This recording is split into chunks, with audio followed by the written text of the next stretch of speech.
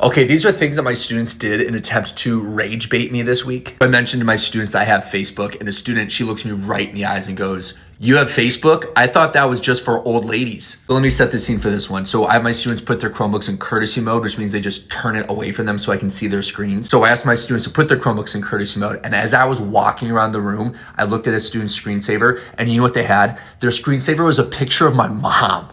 I don't know how they got it. It was a picture of my mom.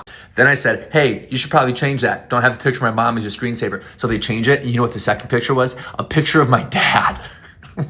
I had a situation where I dropped my pen on the ground, and then a student reached down and picked it up and said, "Here, let me pick it up for you so you don't break your hip." I'm 27 years old. Then we were talking about pollinators in class, and I said butterflies are pollinators, and a student raised his hand and he said, "You look like the type of guy who'd be afraid of butterflies." Then we were watching a documentary with David Attenborough in it, and then when he came on the screen, a student yelled, "Wow, you guys look like you're the same age." Then I told my students that my wife and I are expecting our first baby, and the kids were great about it, but then I had one student, he goes, "Oh, you're gonna have wrinkles now that you're gonna have a baby. Wait, you're gonna have even more wrinkles than you already have." One of my other classes, after I told them that we're gonna have a baby, a student goes, "Wow, you're in really good shape for being pregnant."